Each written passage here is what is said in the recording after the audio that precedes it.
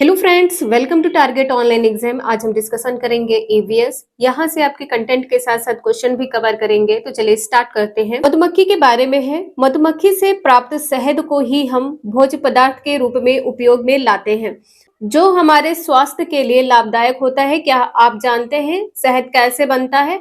मधुमक्खियों द्वारा फूलों के संपर्क में आने से शहद बनने की शुरुआत होती है। जिस समय मधुमक्खियां फूलों पर बैठी रहती हैं, उस समय वे फूलों का रस चूस रही होती हैं।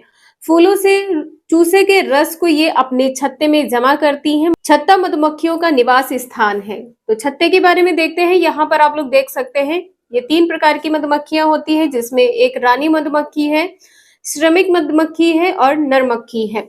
प्रत्येक छत्ते में एक ही रानी मधुमक्खी होती है। प्रत्येक छत्ते में केवल एक ही रानी मधुमक्खी होती है, जो अंडे देने का कार्य करती है। इसका जीवन काल 3 वर्ष होता है। रानी मधुमक्खी का जीवन काल कितने वर्ष का होता है? 3 वर्ष का होता है। छत्ते में कुछ नर मधुमक्खियां तथा कुछ मादा श्रमिक मधुमक्खियां भी होती हैं। श्रमिक मधुमक्खियां सबसे ज्यादा काम करती है। सबसे ज्यादा काम कौन करता है? श्रमिक मधुमक्खियां करती हैं। जैसे मोम पैदा करना, छत्ता बनाना, छत्ते की सफाई करना व सुरक्षा करना, फूलों की खोज करना तथा रस एकत्रित करना, रस से शहद बनाना, अंडों की देखभाल करना। श्रमिक मधुमक्खियां छत्ते में सर्वाधिक संख्या में होती हैं। श्रमिक मधुमक्खियां छत्ते में सर्वाधिक संख्या में होती हैं। डंक मारने वाली भी यही मादा श्रमिक मधुमक्खी होती है। जो किसी को डंक मारती है मधुमक्खी, तो वो मधुमक्खी कौन सी होती है? श्रमिक मधुमक्खी होती है।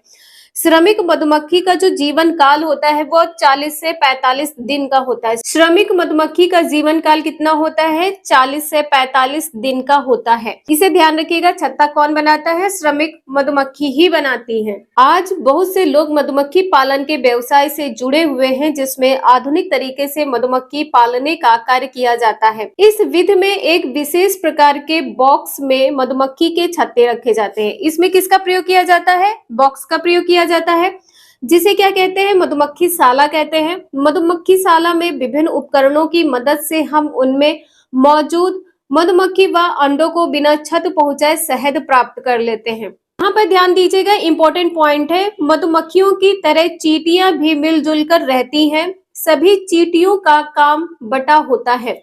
छत्ते में जैसे मधुमक्खी रहती है, इसी प्रकार से समूह में चींटियां भी रहती हैं।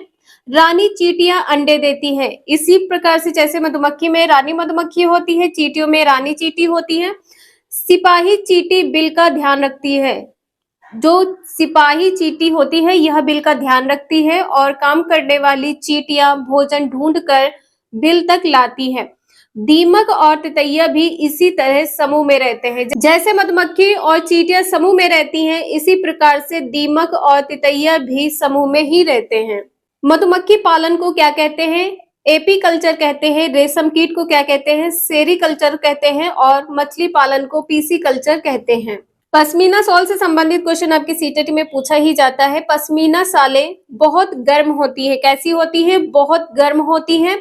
ये मोटी नहीं होती है। विशेषताएं ध्यान रखिएगा। यह पश्मीना पहाड़ी बकरियों की एक खास नस्ल से बनती है। जो पश्मीना शॉल होती है, यह पहाड़ी बकरियों की एक खास नस्ल से बनती है। नेक्स्ट पॉइंट है, मनुष्य द्वारा पाला जाने वाला सबसे पहला पशु कौन सा है? कुत्ता है। हजारों वर्ष पूर्व कबूतरों का प्रयोग संदेश वाहक के रूप में किया जाता था। संदेश वाहक के रूप में किसका प्रयोग किया जाता था? कबूतर का। नेक्स्ट पॉइंट है, यहाँ से क्वेश्चन आपके एग्जाम में पूछा जाता है, पक्षी भोजन किस प्रकार से करते हैं? तो यहाँ पर पक्षियों के पंजे व चोंच की बनावट उनके खान पान के अनुरूप होती है। पक्षियों की चोंच एवं पंजे की बनावट फल, सब्जियों, अनाज के दानों को उठाने, छीलने, कुतरने, नोचने एवं पकड़ने में उनकी मदद करती है। फर्स्ट पॉइंट है गौरैया। गौरैया की चोंच कैसी होती है? गौरैया की चोंच छोटी व नुकीली होती है। इससे उसे अनाज के दानों को छीलने और फोड़ने में सहायता मिलती है। नेक्स्ट पॉइंट है शकरखोरा। शकरखोरा की चोंच पतली व घुमावदार होती है। जितने भी इंपॉर्टेंट पॉइंट है आप लोग नोट डाउन जरूर कर लीजिएगा। जैसे यहाँ पर गौरैया की चोंच है, कैसी होती है? छोटी व नुकीली होती है। शकरखोरा की चोंच कैसी होती है? पतली व घुमावदार होती है। इससे वह फूलों के रस चूसने का कार्य आसानी से करता है। नेक्स्ट पॉइंट है बाज व चील की चोंच छोटी और आगे की ओर मुड़ी होती है, छोटी होती है और इस प्रकार से मुड़ी होती है, अंदर की तरफ मुड़ी होती है तथा पंजे कैसे होते हैं, नुकीले होते हैं, इससे उन्हें भोजन को पकड़ने में आसानी होती है। नेक्स्ट पॉइंट है बगुला, पानी एवं उसके आसपास रहने वाले पक्षियों की चोंच इस प्रकार होती है कि वे एवं पानी में रहने वाले कीड़े एवं अन्य जीवों को पकड़कर आहार के रूप में ले सके। जो बगुले की चोंच होती है वो लंबी होती है। इसी प्रकार से जानवरों की यहाँ पर बात की गई है कि जानवर किस प्रकार से खाना खाते भोजन करते हैं। तो यहाँ पर आप लोग देख सकते हैं जो इम्पोर्टेंट पॉइंट है वही हम आपको कवर कराएंगे। देखिए यहाँ पर गाय है, गाय किस प्रकार से खाना खाती है। गाय के आगे के दांत कैसे होते हैं, आगे के दांत छोटे होते हैं जिससे वह अपने भोजन को काटती है, आगे के दांत छोटे होते हैं। घास या भोजन को चबाने के लिए पीछे दांत चपटे और बड़े होते हैं।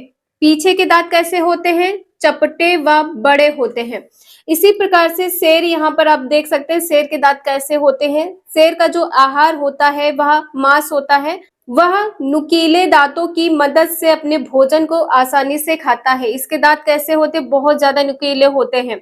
नेक्स्ट पॉइंट है गिलहरी के दांत हमेशा बढ़ते रहते हैं। गिलहरी के दांत हमेशा बढ़ते रहते हैं। ऑप्शन में आपके गिलहरी हो तो आप गिलहरी टिक करिएगा, अगर ऑप्शन में आपके गिलहरी और चूहे हो तो दोनों को टिक कर दीजिएगा। वह अपना खाना कुतर कर काट कर खाती है, इससे उसके दांत घिसते रहते हैं। दांत ज्यादा बड़े ना हो इसलिए वो कुतरते व काटते रहते हैं। नेक्स्ट पॉइंट है पशु पक्षियों के घर। पशु पक्षियों के घर कैसे होते हैं। कुछ पशु पक्षी प्राकृतिक रूप से बने वास स्थलों जैसे रहने के स्थानों को अपना घर बनाते हैं। बंदर पेड़ की घनी शाखाओं पर, बंदर पेड़ की घनी शाखाओं पर रहता है। मछली पानी में एवं शेर गुफा में रहता। मछली पानी में रहती है, सभी को पता है। शेर गुफा में रहता है, ये भी पता है। यहाँ पर ध्यान रखिएगा, जो बंदर है पेड़ की घनी शाखाओं पर रहता है। कुछ जानवर अपना घर स्वयं बनाते हैं जैसे खरगोश, चूहे जमीन के अंदर बिल बनाकर उसमें रहते हैं। खरगोश व चूहे किस में रहते हैं, बिल में रहते हैं। मधुमक्खियां अकेले ना रहकर समूह में रहती है। मधुमक्खी कहाँ रहती है, समूह में रहती है और छत्ते में रहती है, छत्ते का निर्माण करती है। चींटियां भी इसी प्रकार से बिल में रहती हैं। पक्षी अपने लिए घोंसला बनाते हैं।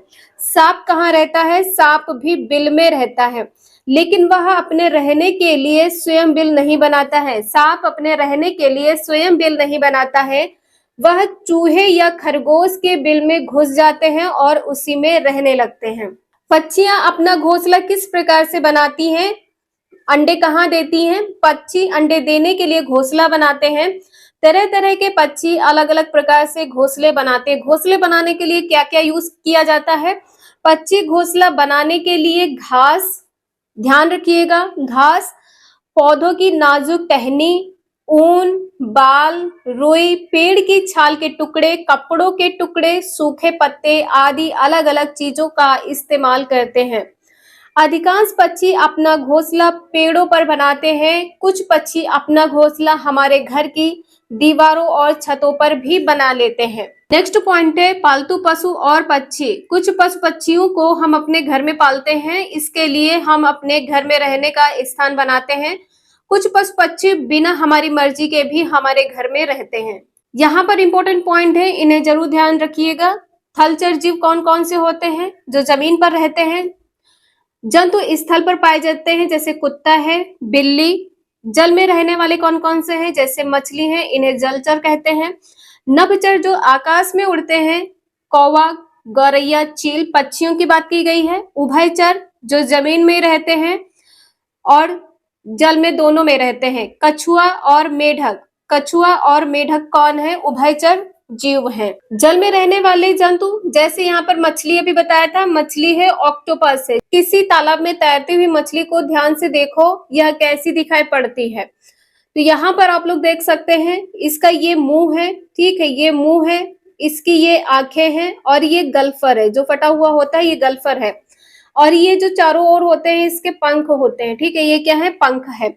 मछली का आकार कैसा होता है, नाव के आकार का होता है। इसके दोनों सिरे नुकीले और बीच वाला भाग चौड़ा होता है। इस तरह की आकृति को धारा रेखित कहते हैं।